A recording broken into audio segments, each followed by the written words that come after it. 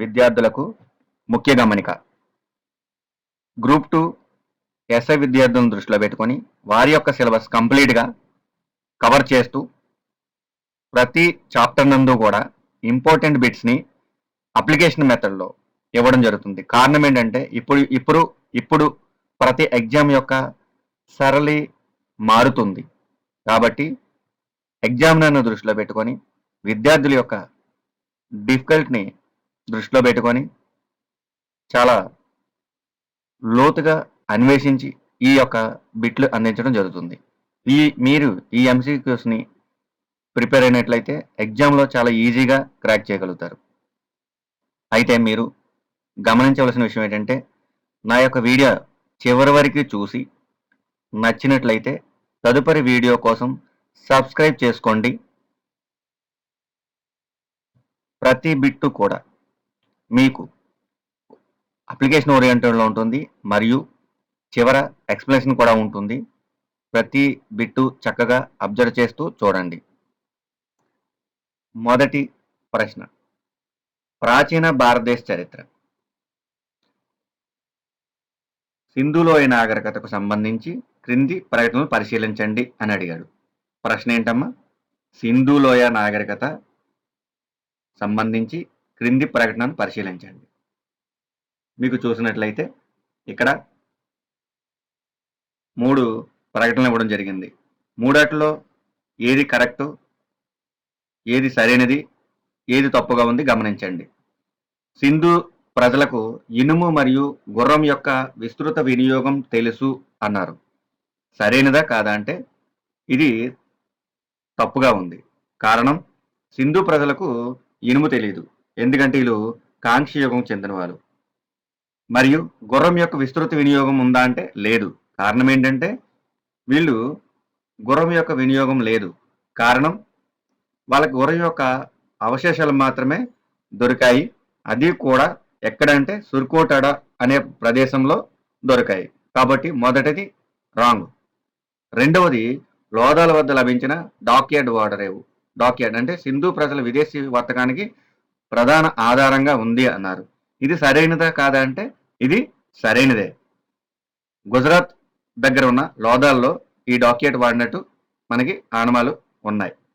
మరియు మూడవది, సింధు నాగరికతలో లభించిన ముద్రలపై గల లిపి ఎడమ నుండి కుడికి మాత్రమే వ్రాయబడింది అన్నాడు.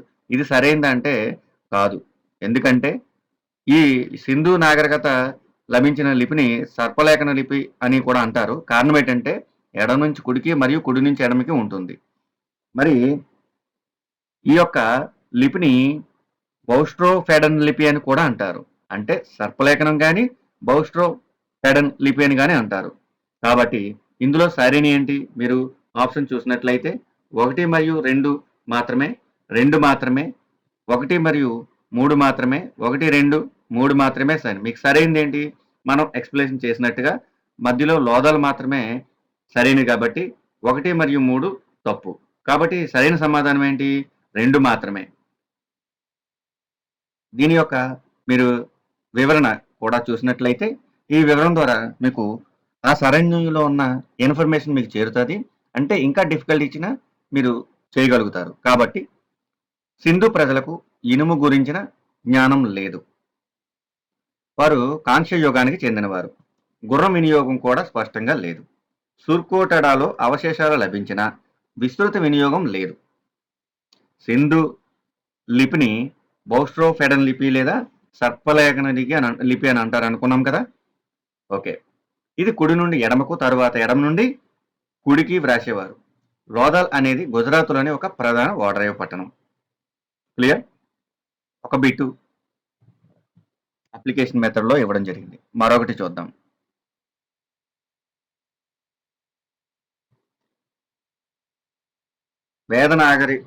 వేదకాలం నాటి రాజకీయ సంస్థలను పరిశీలించి వాటిని పరిమాణం ఆధారంగా చిన్నదాని నుండి పెద్దదానికి సరిగ్గా అమర్చండి. మరొకసారి చూద్దాం. వేదకాలం నాటి రాజకీయ సంస్థలను పరిశీలించి వాటిని పరిమాణం ఆధారంగా చిన్నదాని నుండి పెద్దదానికి సరిగ్గా అమర్చండి. అంటే అసెండింగ్ ఆర్డర్‌లో అమర్చండి అని అర్థం. ఇక్కడ మీరు చూసినట్లయితే మనకి వేదకాలంలో ప్రధానంగా కులంతో స్టార్ట్ అవుతుంది. అంటే కులం నుండి స్టార్ట్ అవుతుంది. చిన్నది. కులం ఎక్కడ ఉంటుంది? గ్రామంలో ఉంటుంది. అంటే కులం తర్వాత గ్రామం. కులం తర్వాత గ్రామం. గ్రామం తర్వాత విషు. విషు తర్వాత జన. జన తర్వాత రాష్ట్రం. ఈ ఆర్డర్ బిలో ఉంది. కాబట్టి కులం, గ్రామం, విషు, జన, రాష్ట్రం అనేది సరైన వివరణ. కారణం ఏంటంటే మనకి కులం అంటే కుటుంబాలు ఉంటాయి. కొన్ని కుటుంబాలు ఎక్కడుంటాయి? గ్రామంలో ఉంటాయి. కొన్ని గ్రామాలు ఎక్కడుంటాయి? సమాజం అంటే కొన్ని గ్రామాల సమూహమేమో విషు అంటారు. అంటే మనం పూర్తిగా చూసినట్లయితే కుటుంబానికి అధిపతి మనకి కులపతి ఉంటాడు. అలాగే గ్రామానికి అధిపతి గ్రామణి ఉంటాడు. అలాగే సమూహాలకి అంటే విషయాలకి అధిపతి విషపతి ఉంటాడు. విషులకి అధిపతి విషయపతి.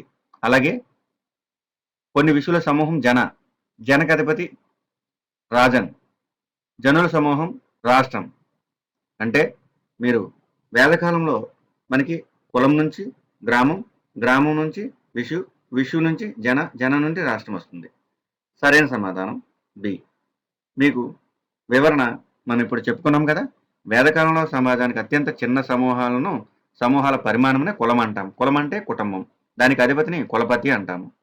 కొన్ని కుటుంబాల కలయిక గ్రామం అవుతుంది. కొన్ని గ్రామాల సమూహాన్ని విషు అంటాం. కొన్ని విషుల సమూహాన్ని జన అంటే రాజన్. కొన్ని జనుల సమూహాన్ని రాష్ట్రం అంటాం. మరి ఒక బిట్ చూద్దాం. చూడండి. మౌర్య పాలనకు సంబంధించి క్రింది అధికారులను వారి బాధ్యతలతో జతపరచండి. మౌర్య పరిపాలనకు సంబంధించి క్రింది అధికారులను వారి బాధ్యతలతో జతపరచండి. మరి ఈ బిట్ని మీరు ఒకసారి ప్రయత్నించండి. సరైన ఆన్సర్ ఏంటి వీలైతే కామెంట్ చేయండి. మరి ఇందులో ఏంటి అంటే ఫస్ట్ సమాహర్త అన్నాం. సమాహర్త అంటే ఎవరు అనేది సమాహర్త ఏం చేస్తాడు? అతని యొక్క విధి ఏంటి అంటే ప్రధాన రాబడి వసూలు అధికారి అన్నమాట. సమాహర్త అనేవాడు ప్రధాన రాబడి వసూలు అధికారి. అంటే వీళ్ళని కలెక్టర్ జనరల్ అని కూడా అంటారు. అంటే ఒకటోది బి. 1 బి ఎక్కడ ఉందంటే ఏ మరియు సిలో ఉంది. ఏ మరియు సిలో ఉంది. అంటే మరి రెండవది సంవిధాత. సంవిధాత అంటే మనకి సంవిధాత అని ఎవరినంటారు? సంవిధాత అనేది రెండవది కోశాధికారిని అంటారు. సంవిధాత కోశాధికారి. కోశాధికారి అంటే ట్రెజరీకి సంబంధించిన వాడు. అంటే రెండవది సి. సి ఎక్కడ ఉంది? మొదటి దానిలో ఉంది. అంటే మూడవది అల్యధ్యక్ష. అల్యధ్యక్ష అంటే ఏంటి? మనకి వాణిజ్య మరియు వ్యాపార నియంత్రణ అధికారిని అల్యధ్యక్ష అంటారు. మరి నాలుగవది సేనాపతి. సేనాపతి అంటే మీకు అందరూ తెలిసిందే సైనిక విభాగానికి అధిపతిని సేనాధిపతి అంటాం. ఈ సేనాపతి అనేది ఏ ఆన్సర్. అంటే మొదటిది 1 బి, 2 సి, 3 డి, 4 ఏ. అంటే ఫస్ట్ది సరైన ఆన్సర్. సరైన సమాధానం ఏ.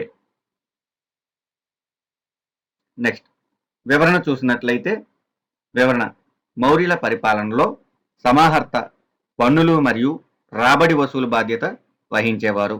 మనం ఇప్పుడే చెప్పుకున్నాం. సంవిధాత రాజకోశాధికారాన్ని నిర్వహించేవారు అన్నమాట.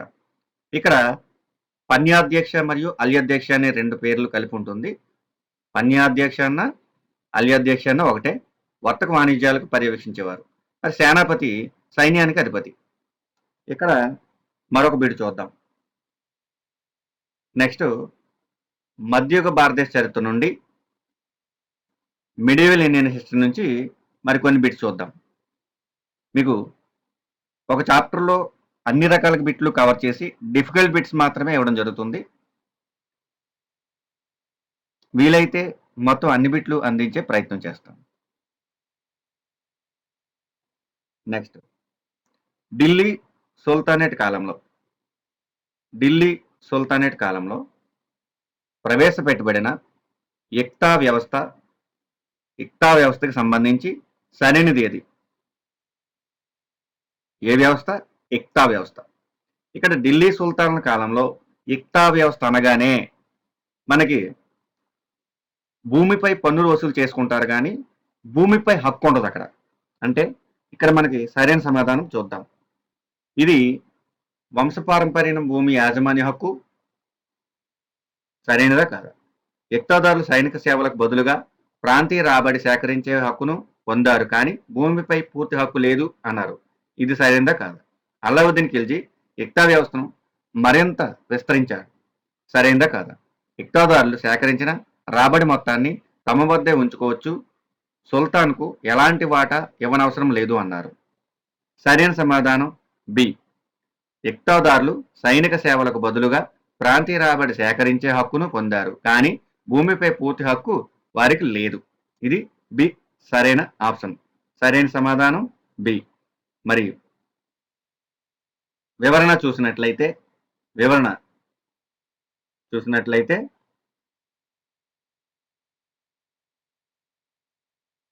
ఇల్తుత్మిష్ ద్వారా ప్రారంభించబడిన ఇక్తా వ్యవస్థ అంటే ఇక్తా వ్యవస్థను ఎవరు ప్రారంభించారు అని అడిగారు అనుకోండి, ఇల్తుత్మిష్. ఇది డైరెక్ట్ బిట్ ఇచ్చే అవకాశాలు ఉంటాయి. ఇలాంటివి సైనికాధికారులు ఉద్యోగులకు జీతాలకు బదులుగా భూమి రాబడి వసూలు చేసే హక్కును అంటే భూమిపై రాబడి వసూలు చేసుకునే హక్కు ఇచ్చింది. ఇది వంశపారంపర్యం కాదు, భూమి యాజమాన్యదే అవుతుంది. అల్లావుద్దీన్ ఖిల్జీ అనేవాడు నాణేల రూపంలో నేరుగా జీతాలు ఇవ్వడానికి ఇక్తా వ్యవస్థను రద్దు చేసి ధాన్యాగారాన్ని నేరుగా నియంత్రించాడు. అంటే ఇక్తా వ్యవస్థ ద్వారా ప్రభుత్వానికి అంటే రాజుకి రాబడి తగ్గుతుందని ఇప్పుడు నాణేల వ్యవస్థ రూపంలో వాళ్ళకి జీతాలు నేరుగా చెల్లించే పద్ధతిని తీసుకొచ్చారు. అంటే ఆ ఇక్తా వ్యవస్థను రద్దుపరిచి నాణేల వ్యవస్థను తీసుకొచ్చిన వాడు ఎవరు అంటే అల్లావుద్దీన్ ఖిల్జీ. ఇక్తా వ్యవస్థ ప్రవేశపెట్టిన వాడు ఎవడంటే ఇల్తుత్మిష్. తర్వాత రద్దు చేసిన వాడు అల్లావుద్దీన్ ఖిల్జీ. అంటే ఇక్తా వ్యవస్థను రద్దు చేసి అల్లావుద్దీన్ ఖిల్జీ నాణేలు ప్రవేశపెట్టి అక్కడ నేరుగా ధాన్యాగారాన్ని నియంత్రించేవాడు. ఇది ఈ సరౌండింగ్లో ఏ రకమైన బిట్ వచ్చినా మీరు పూర్తిగా కవర్ చేసుకోవచ్చు. మీరు ఇంకా ఈ వీడియోని మరొకసారి చూసినట్లయితే అర్థం కాకపోతే మరొకసారి రివిజన్ చేసుకొని చూడండి. ప్రతి బిట్టు చాలా క్రూషియల్గా ఉంటుంది, చాలా ఇంపార్టెంట్ బిట్. మీకు ఇంత డిఫికల్ట్ బిట్స్ బయట దొరకడం కష్టం. నెక్స్ట్, మొఘల్ చక్రవర్తి అక్బర్ చేపట్టిన మత సంస్కరణలో భిన్నమైన విధానాలను కాలక్రమానుసారం అమర్చండి అన్నారు. మొఘల్ చక్రవర్తి అక్బర్ చేపట్టిన మత సంస్కరణలో భిన్నమైన విధానాలను కాలక్రమానుసారంగా అమర్చండి. ట్రై చేయండి.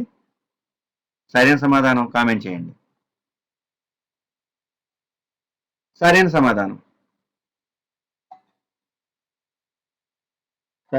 సమాధానం ఏంటి చూద్దాం. ఫస్ట్, తీర్థయాత్రల పన్ను రద్దు జరిగింది. ఎవరు? అక్బర్ ఏం చేశారంటే తీర్థయాత్ర పన్ను అంటే హిందువులపై వేసిన పన్ను తీర్థయాత్ర పన్ను రద్దు చేశారు ఫస్ట్. అంటే ఎప్పుడు అంటే 1563 అంటే 1563లో తీర్థయాత్రలపై పన్ను రద్దు చేసింది. ఎప్పుడు? 1563లో. తర్వాత జిజియా పన్ను రద్దు రెండవది. జిజియా పన్ను రద్దు. జిజియా పన్ను ఎప్పుడంటే 1564లో. తర్వాత ఇబాదత్ ఖానా నిర్మాణం జరిగింది. దీన్ని ఫతేపూర్ సిక్రీ అని అంటారు. ఇది 1575లో. తర్వాత దీని ఇలాహి అంటే 1582. దీని ఇలాహి అనేది కొత్త మతం అన్నమాట. ఇప్పుడు ఈ వరుస క్రమం ఎక్కడ ఉందంటే ఫస్ట్ ఇక్కడ తీర్థయాత్రల పన్ను మొదట ఉండాలి, సి రైట్ అయి ఉండాలి. ఓకే. తర్వాత జిజియా పన్ను రద్దు అనేది మూడవది అంటే ఏలో ఉంది. సరైన సమాధానం ఏ. ఫస్ట్ ఏంటి? తీర్థయాత్రల పన్ను. తర్వాత జిజియా పన్ను రద్దు. ఆ తర్వాత ఏబాదత్ ఖానా నిర్మాణము. అంటే ఫతేపూర్ సిక్రీ నిర్మాణం. తర్వాత దీని ఇలాహి. ఇది సరైన సమాధానం ఏ. మరి మీకు నచ్చింది అనుకుంటాను. నచ్చినట్లయితే లైక్ చేయండి. ఇప్పుడు వివరణ చూద్దాము. వివరణ మనం తీర్థయాత్రల పన్ను 1563, జిజియా పన్ను రద్దు 1564, ఇబాదత్ ఖాన్ నిర్మాణం ఫతేపూర్ సిక్రీ అంటాము 1575, దీని ఇలాహి 1582. ఇవి ఒక్కొక్కసారి ఇలా ఇచ్చి 4 ఇచ్చి వరుస క్రమం మనం మామూలుగా అడిగారు. ఇప్పుడు అలా కాకుండా మ్యాచింగ్ అడగొచ్చు డేట్లు ఇచ్చి. అంటే తీర్థయాత్రల పన్ను డేట్ ఇస్తారు. డేట్ ఇస్తే 1563, జిజియా పన్ను డేట్ ఇస్తారు మ్యాచింగ్కి 1564, ఇబాదత్ ఖాన్ నిర్మాణము మ్యాచింగ్ అడుగుతారు 1575, దీని ఇలాహి 1582. అంటే మ్యాచింగ్ ఇచ్చినప్పుడు కూడా మీరు ఈ బిట్ మిస్ అవ్వకూడదని డేట్స్ కూడా వివరణ ఇవ్వడం జరిగింది. గమనించండి, వదిలేయకండి. ప్రతి డేటు ప్రతిది కూడా బిట్టే, ప్రతి లైను బిట్టే. నేను ఇచ్చిన కేవలం 10 బిట్లే ఇస్తాను. 10 బిట్లు అంటే ఒక్కొక్క బిట్ 5 బిట్లు కవర్ చేస్తుంది. ఒక్కొక్క ఎంసీక్యూ 5 ఎంసీక్యూస్ కవర్ చేస్తుంది. అంటే 10 into 25 లెక్కేసుకోండి. మరియు ఎక్స్ప్లెనేషన్ ఉంటుంది, అవి కూడా ఇంపార్టెంటే.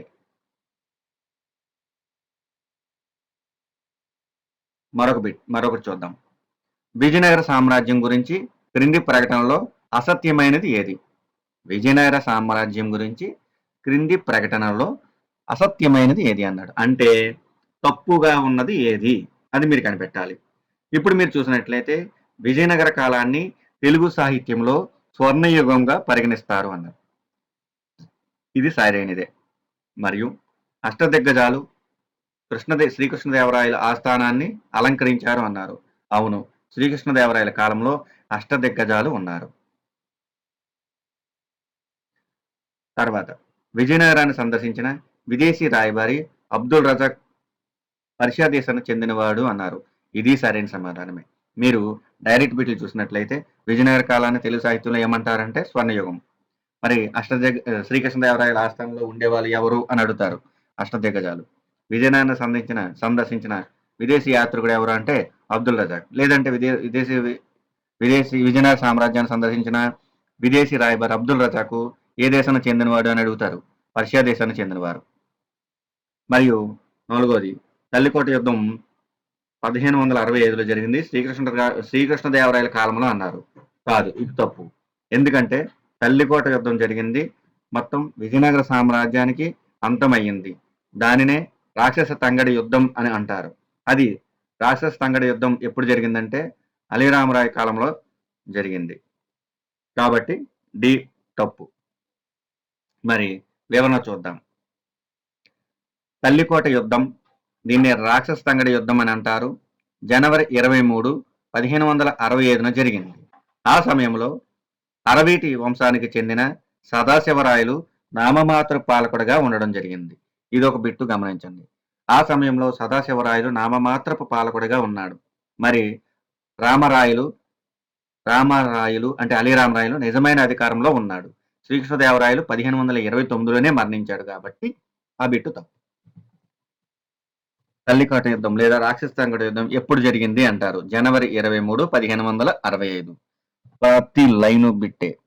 ఎట్టి పరిస్థితుల్లో స్కిప్ చేశారా ఒక బిట్ లాస్ అవుతారు. మీరు ఒక స్కిప్ చేసినప్పుడు 4 బిట్లు పోతాయి.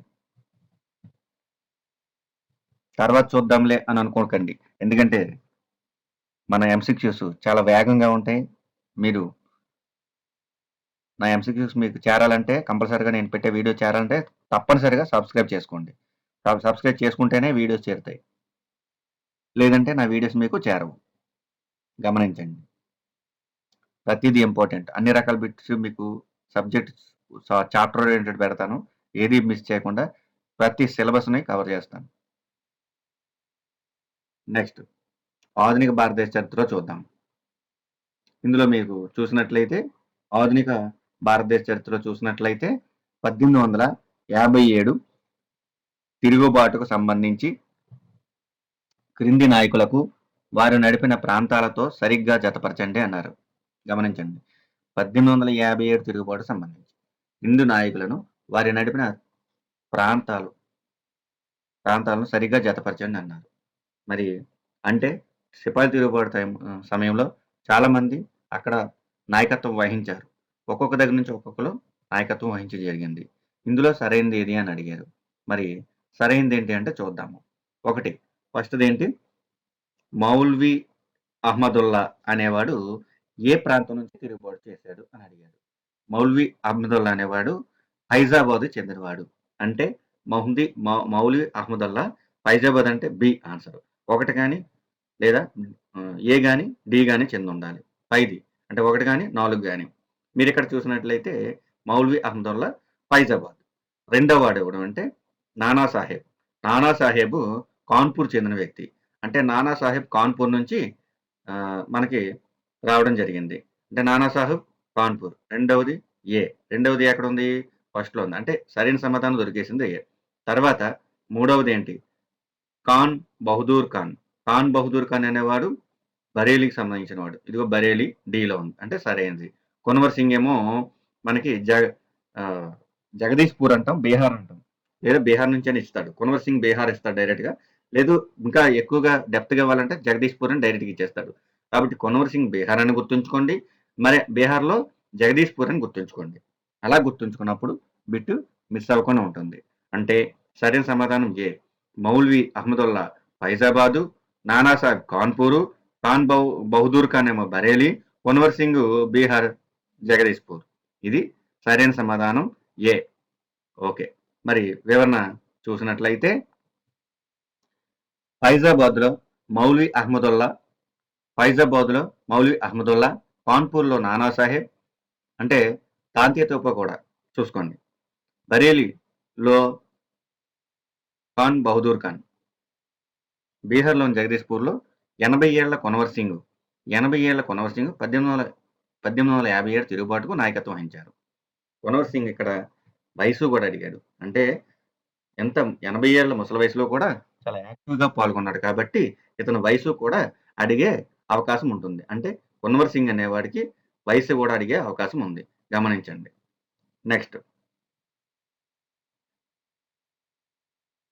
నెక్స్ట్ ప్రశ్న. క్రింది సంఘటనలను వాటి కాలక్రమానుసారంగా అమర్చండి. క్రింది సంఘటనలను వాటి కాలక్రమానుసారంగా అమర్చండి అన్నారు. చూద్దాం. అంటే ఇవి ఏ డేటు, ఏ సంవత్సరంలో ఏవి జరిగింది మనకు తెలిస్తే వాటిని సరైన సమాధానం అంటే సరైన వరుస క్రమంలో అంటే క్రోనాలజీ ప్రకారం అమర్చొచ్చు. అంటే ఫస్టు మనకి ఇక్కడ చూసినట్లయితే ఈ 4 వాటిల్లో ఫస్ట్ ఏదొచ్చింది అబ్జర్వ్ చేయాలి. ఫస్టు మనకి పూనా ఒప్పందమా, గాంధీ రుణ ఒప్పందమా, మొదటి ఆహ్, ఒట్టమే ఇది మనకేంటంటే ఫస్ట్ రౌండ్ టేబుల్ సమావేశం. తెలుగులో అలా వస్తుంది. మొదటి రౌండ్ టేబుల్ సమావేశం అనమాట. ఇక్కడ చిన్న కరెక్షన్ సరి చేసుకోండి. మిస్టేక్ ఉంది. సైమన్ కమిషన్ నివేదిక సమర్పణ అన్నారు. అంటే మనకి మొదటొచ్చిందెప్పుడు? సైమన్ కమిషన్ నివేదిక 1930. 1930. తర్వాత మనకి ఫస్ట్ రౌండ్ టేబుల్ సమావేశం జరుగుతది. ఎప్పుడు? అదే 30 నుంచి 31 వరకును. కాబట్టి దీని తర్వాత ఇది. నెక్స్ట్ ఏంటి? ఈ మొదటి రౌండ్ టేబుల్ సమావేశం జరిగిన దానికి కొనసాగింపుగానే గాంధీ ఇర్విన్ మనకి అంటే గాంధీ సమావేశానికి వెళ్ళకపోవడంతో గాంధీ ఇర్విన్ ఒప్పందం జరుగుతుంది. గాంధీ ఇర్విన్ ఒప్పందం జరుగుతుంది. తర్వాత మనకి రెండో రౌండ్ టేబుల్ సమావేశంలో పాల్గొంటాడు. తర్వాత డాక్టర్ బిఆర్ అంబేద్కర్‌కి మరి గాంధీకి జరిగింది 1932లో. గాంధీ ఇర్విన్ ఒప్పందం తర్వాత పూనా ఒడంబడిక జరుగుతుంది. అంటే నాలుగోది ఫస్ట్ ఆన్సర్ 4 సైమన్ కమిషన్. రెండవది 3 ఫస్ట్ రౌండ్ టేబుల్ సమావేశం. మూడవది గాంధీ ఇర్విన్ ఒప్పందం. నాలుగవది పూనా ఒడంబడిక. సరైన సమాధానం ఏ. మరి వివరణ చూసినట్లయితే సైమన్ కమిషన్ నివేదిక 1930 ఫస్ట్ రౌండ్ టేబుల్ సమావేశం 1930 నవంబర్ 1930 నుంచి జనవరి 1931 వరకు. గాంధీ ఇర్విన్ ఒప్పందం మార్చి 5, 1931. గాంధీ ఉడంబడిక మార్చి 5, 1931. పూనా ఒప్పందం సెప్టెంబర్ 1932 జరిగింది. పూనా ఒడంబడిక ఎప్పుడు జరిగింది? సెప్టెంబర్లో 1932లో జరిగింది. ఎవరి మధ్య అంటే గాంధీ మరియు అంబేద్కర్ మధ్య. నెక్స్ట్ బెంగాల్ విభజన, దీన్ని వంగభంగ అని కూడా అంటారు. ఈ బెంగాల్ విభజన ఉద్యమం మరియు స్వదేశీ ఉద్యమానికి సంబంధించి క్రింది ప్రకటనలో సరైనవేవి? మీరు గమనించండి, జాగ్రత్తగా గమనించినట్లయితే 1905లో లార్డ్ కర్జన్ బెంగాల్ విభజన చేశాడు. ఇది సరైన సమాధానమే. ఇది కర్జన్ 1905లో బెంగాల్ విభజన చేశాడు. ఇది సరైనదే. తర్వాత రవీంద్రనాథ్ ఠాగూర్ పిలుపు మేరకు విభజన రోజున రాఖీ బంధన్ దినోత్సవం జరుపుకున్నారు. ఈ రవీంద్రనాథ్ ఠాగూర్ పిలుపు మేరకే రాఖీ అనేది చేయడం జరిగింది. అంటే రాఖీ బంధన్ జరగడానికి కారణం రవీంద్రనాథ్ ఠాగూర్. ఇది సరైనదే. మరి మూడవది, ఈ ఉద్యమంలో భాగంగా అమర్ సోనార్ బంగ్లా అనే గీతాన్ని రవీంద్రనాథ్ ఠాగూర్ రచించారు. ఇది కూడా సరైనది. అంటే 3 సరైనవే. 1, 2, 3 సరైన సమాధానం 1, 2, 3. మరియు వివరణ చూసినట్లయితే బెంగాల్ విభజన అక్టోబర్ 16, 1905 అమల్లోకి వచ్చింది. బెంగాల్ విభజన అక్టోబర్ 16, స్పెసిఫిక్గా గుర్తుంచుకోండి, అక్టోబర్ 16, 1905లో అమల్లోకి వచ్చింది. హిందూ ముస్లింల ఐక్యతను చాటడానికి రవీంద్రనాథ్ ఠాగూర్ రాఖీ మహోత్సవ్ని జరుపుకోవాలని పిలుపునిచ్చారు. ఎవరి కోసం? హిందూ ముస్లింల ఐక్యత కోసం రాఖీ జరుపుకోవాలని పిలుపునిచ్చారు. అలాగే ఆయన రాసిన అమర్ సోనార్ బంగ్లా పాట ఉద్యమానికి స్ఫూర్తిగా నిలిచింది. ఇది తర్వాత కాలంలో బంగ్లాదేశ్ జాతీయ గీతంగా మారింది. నెక్స్ట్ మరొక బిట్ చూద్దాం, లాస్ట్ బిట్. 1946 నాటి క్యాబినెట్ మిషన్ లో సభ్యులు కాని వారు ఎవరు? 1946లో క్యాబినెట్ మిషన్లో సభ్యులు కాని వారు ఎవరు అని అడిగారు. ఇక్కడ క్యాబినెట్ మిషన్లో సభ్యులు 3 ఉంటారు. Pethick Lawrence, A V Alexander, Stafford Cripps. Pethick Lawrence, Stafford Cripps, A V Alexander, ఈ 3 సభ్యులు ఉంటారు. ఇక్కడ సరికానిది అడిగాడు కాబట్టి డి సరికానిది. మొత్తం 3 సభ్యులు ఉంటారు. Pethick Lawrence, A V Alexander, Stafford క్రిప్స్, 3 సభ్యులు. మరి వివరణ చూసినట్లయితే బ్రిటిష్ ప్రధాని అట్లీ పంపిన క్యాబినెట్ మిషన్లో 3 బ్రిటిష్ క్యాబినెట్ మంత్రులు ఉన్నారు. మొదటి కార్యదర్శి పెది క్లారెన్స్. భారత కార్యదర్శి అయిన పెది క్లారెన్స్ ఒకరు. తర్వాత బోర్డ్ ఆఫ్ ట్రేడ్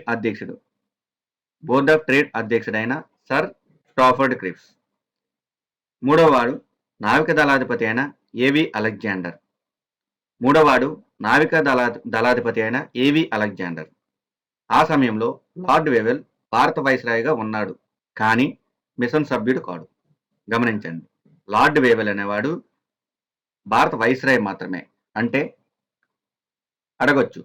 ఎలా అడగొచ్చు అంటే మనకి క్యాబినెట్ మిషన్ వచ్చినప్పుడు, అంటే 1946లో క్యాబినెట్ మిషన్ వచ్చినప్పుడు లార్డ్ వేవెల్ ఏ విధమైన పదవి చేస్తున్నాడు అని అడగొచ్చు, వైస్రాయ్.